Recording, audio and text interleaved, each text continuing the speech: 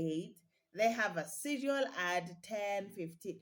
Or, okay, fine. Meals, I was counting the number of times people eat. So, breakfast, let's call it snack. Lunch, let's call it snack. Let's call it another snack. And then dinner. So, those are 6 meals. Oops. 6 meals. 6 meals a day. And that means you have to plan for that. So, how many times are people feeding in the house? Who is feeding? I'm talking about adults have at least 3 meals, the children and have at least 6 meals. So they don't go whenever we step out within that meal period for 2 hours. I'm not buying now snacks because I know my kids were fed in the house. If I buy anything, we will eat it in the house. So, how many times people are feeding in the house? And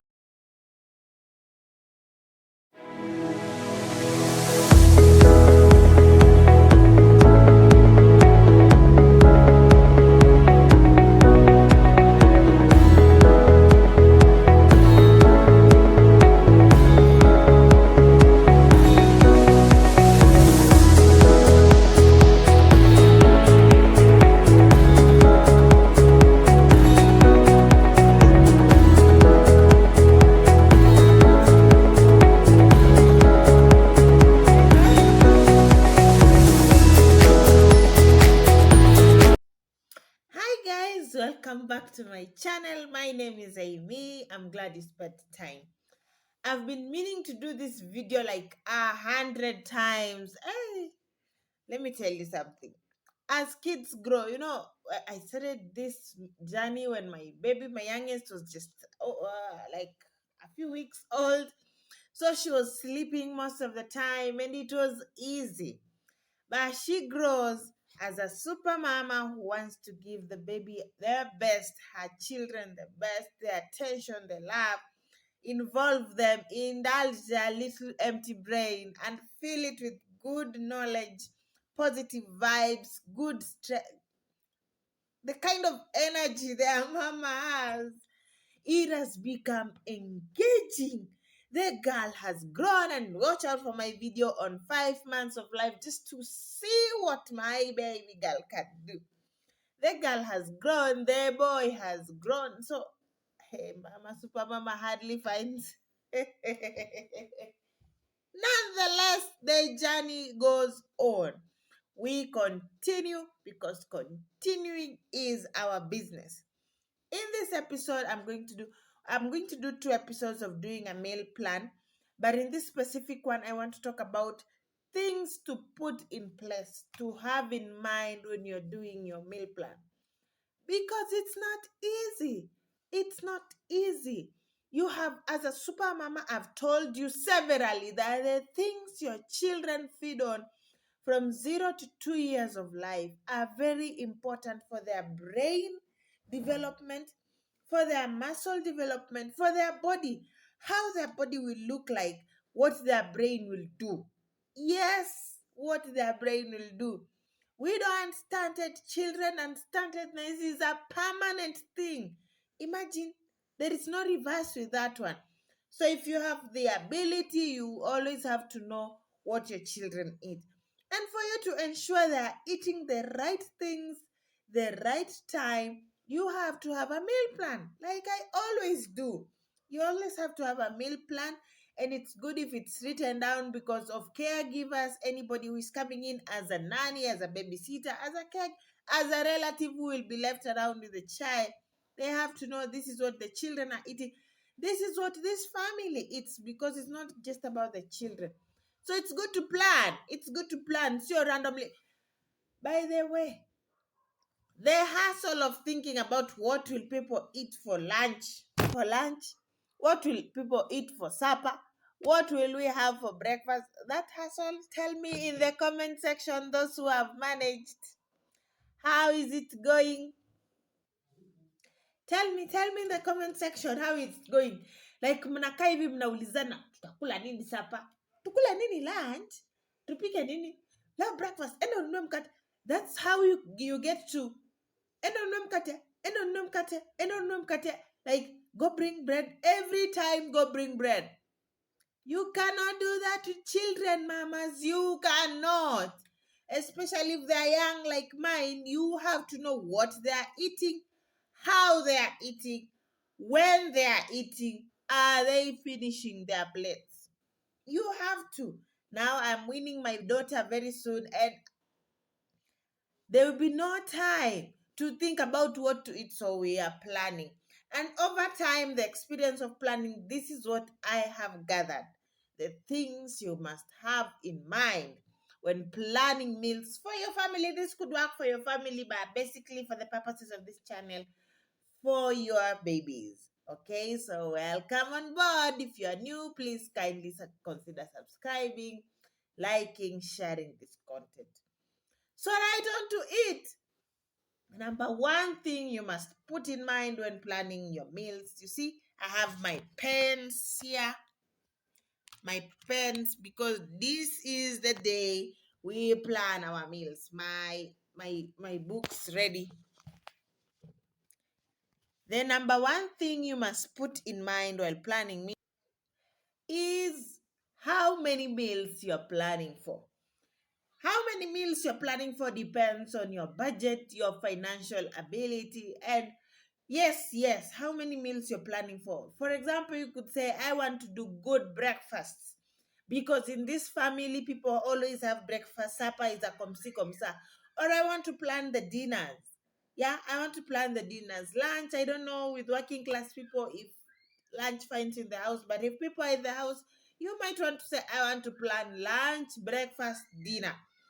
For my case, what I do, I want to, so far I've been planning the dinners only, like clear on a timetable for adults. For adults, the dinners only. For the children, all the meals, which will form my point too. Sorry. So how many? How many are you planning for? This will help you know what to buy, what not to buy. All these things I'm saying will help you what to buy, know what to buy, what not to buy, what to do, when. Exactly. What to do when. So you will have to know how many meals you're planning for. Am I planning for the dinners only, for the supper? Am I planning for the breakfast only? Am I planning the whole meal? I've told you for my case, adults, I plan for the supper only, which inspires my batch cooking. Yes, my freezer meal video is coming. I must share with you my own experience. And then for the children, babies, I plan the whole meal. Mama has to know, has my baby fed with the exact time. With the exact time. The good thing about planning, for me, what has worked, especially with the adults, is when you plan for supper, whatever remains for supper is what people who will be in the house during lunch hour will feed on. So I don't have the hassle of what will they eat for lunch and what will you eat for supper. I just ensure, because I do freezer meals, my supper, my food that has planned for supper is enough to to be left over, so that the people who will be in the house during lunch hour will eat. And who are those people? It is moi. It is moi. Exactly. During the day, Super Mama is busy. Hey, you should spend the day with me. Oh. Hey. Number 2 point is you must know how many times people are feeding in a day. Normally, we are used to lunch, breakfast, supper. That works for me with adults. But for kids, I have to know how many times they'll be feeding, so I plan what they feed. My kids so far have at least 5 meals. Yes, their stomachs are little, as are your babies. Every baby's stomach is little and they should feed in frequent times. Wacha niwaambie wa mama. There is no better time or plan for your baby's meals.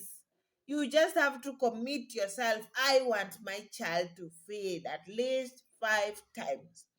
If that influences the kind of school they go to, please make the sacrifice, because it will pay off later. It will. So my kids have breakfast at 8. They have a cereal at 10:15. Or okay, fine. Meals, I was counting the number of times people eat. So breakfast, let's call it snack. Lunch, let's call it snack. Let's call it another snack. And then dinner. So those are 6 meals. Oops. Ah, 6 meals. 6 meals a day. And that means you have to plan for that. So how many times are people feeding in the house? Who is feeding? I'm talking about adults have at least 3 meals, the children and have at least 6 meals. So they don't go whenever we step out within that meal period for 2 hours. I'm not buying now snacks because I know my kids were fed in the house. If I buy anything, we will eat it in the house. So, how many times people are feeding in the house? And then, number three, what types of food? This is basically what's in your meal plan. Are they having starches? Are they having proteins? Are they having vegetables? And if you're planning for kids, I don't know why I didn't want this video to take very long, but it looks like it's going to be a long one. Starches, I mean, like you're doing starches, like normally people have starch, proteins, kales. You could do that as well. And if you want to get the best for your kids, you cannot know, wait, like, have I given my kids micronutrients today? Have I given this subgroup of food, subfood of food today? Nutritionists, please tell me subgroups. Have I given this today? Have I given this? You might not even have the luxury of affording that. What you do is write your starches. What do you normally interact with in terms of starch, and what can you afford? Ah, I'm getting into part B of this video, but basically, I'm just saying the starches. Starches, you could say things like ugali, rice, those are common in homes. Chapati, those are common in homes. And then sometimes people have potatoes, mashed potatoes. Yeah, full meals, mashed potatoes. People have pasta, people have spaghetti. I don't know the difference between spaghetti and pasta. In vegetables, people have different things. I'll tell you what's common in my house. We usually have cabbage, never is missing. Cabbage has to show his head. Cabbages, we have osuga. I don't know what osuga is in English. Please tell me. Osuga, we have mrenda. Some people call it terere. See, there's something mrenda and terere. These are common. And then we have sometimes kunde, which some people call dek. I don't know what some other people call it kunde. Collards is a rare thing. Wow, super. Tell me what collards is in the comment section. If you know, you know. If you don't know, what will you tell your children when they come back from school telling you, Mom, we had collards for lunch?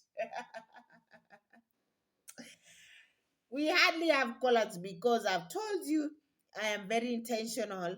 One thing we do to avoid colic in the family is collards. We started it with my first baby, and as you know, nimewafuata disha. So over time, it just became a rare thing. We have it like Christmas Day. Yes, collards we hardly have, but once in a while. So I was saying, you might not be keen to know, oh, today I gave this, today I gave zinc, today I had this potassium, today they had this. The secret is in changing the things. For example, starches, you keep changing. If they have ugali, they have rice tomorrow. They have fish. They have chapati maybe. And chapati you could have today. They had this week. They have both brown chapati and white chapati, brown rice and white rice. You put some color, not food color, brown ugali or black ugali, or is it red ugali and white ugali? You mix in the process, because it might be the same food. Yes, it is ugali, but the brownness, the redness, the things, of course, these are things in the flour that makes it red or brown or green, has given them a little of each subgroup. You don't just maintain white ugali. Once in a while, surprise your people with red colored ugali. It's not food color, Slay Queens watching. It's usually maybe a mixture of millet, a mixture of cassava here, some drop of things here and there. So you change. The secret is in changing. If they had steamed cabbage with onions the other day, they have sauteed cabbage today, and you put in some coriander. They have of course, cabbage again. Cabbage is good when it's steamed or sauteed or something like that. So you put in some carrots today or cap sharp. I'm also learning hoho iko na jina yake. You get my point, right? Don't just be cooking cabbage na nyanya every day. Every time people are having cabbage in the house, it's cabbage and nyanya mama, super mama na kwambia. You have to be woke. No, change it. Change the taste. That's what has worked for me. That way you ensure people have these small micronutrients and at least subgroups of foods are represented in the menu. So what foods are people eating? If it's starch, for example, people are having beef in the house, you have put beef in your house.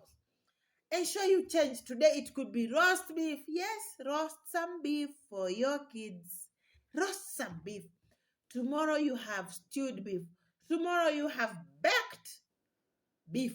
Tomorrow you have something else. Tell me what else you do. Grilled, for example. These different methods of cooking take in and give in some micronutrients. So when you keep changing, it helps ensure that at least a subgroup somewhere has been represented. Because you might not know. Unless you're a nutritionist by profession, we might not know.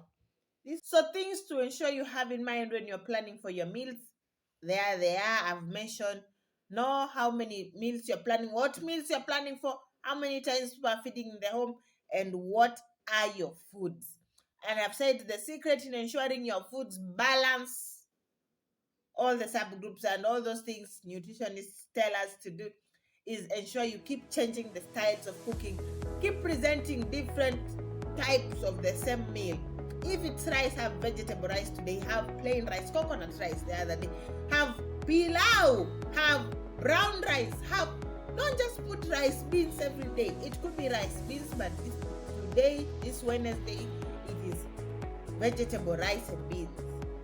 And you learn how to do those things. And you do. Thank you. That was it. So watch out for part 2 where I'm actually going to do the writing of the plan. So you have a plan which works for your budget, for your family, and meets the subgroup needs of nutrition value.